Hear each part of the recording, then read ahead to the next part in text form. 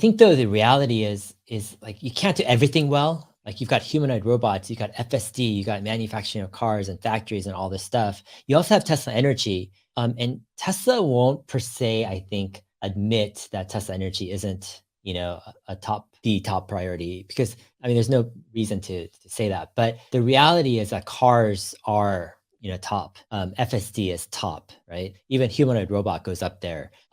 Tesla Energy is important long term, but it's long term meaning that like I look at Tesla Energy as it's fundamentally a different problem where it's not so much high tech, meaning you don't have AI and you don't need 10,000 software engineers and all this data and all this stuff to make it. It's not complex. You don't need this crazy network and brand, and you're not dealing with finicky consumers either. It's a rather straightforward product, and you need a lot of cheap battery cells, right? That's kind of the key, and it needs to be reliable, right? And so I look at it as Tesla's going to feed all of their extra cells that they can get to support Tesla Energy, and that's how they're going to grow it over time. So it's always going to be kind of the second priority, like the cars and FSD, humanoid robots, all this stuff is first priority. Tesla Energy gets whatever cells Tesla can give it without sacrificing the first priority. And in that sense, yeah, I think Tesla Energy is going to grow a lot, and it's going to be a huge sleeper. I mean, in terms of people are going to wake up to it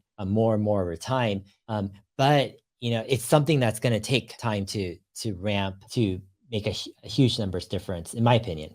And like some people get excited about Tesla Energy right now. I think it's fine. It's just that again, when push comes to shove, Tesla will prioritize the cars. They're just higher margin, more impact. I mean, I don't say more impact. It's just better use of their cells at this point.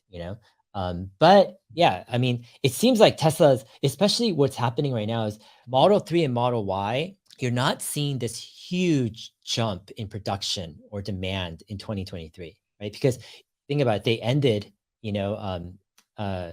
2022 with production that was like upwards closer to 2 million. And so they don't need to jump that production rate double this year. It's going to kind of flatline in a sense, maybe grow incrementally quarter by quarter. Yeah.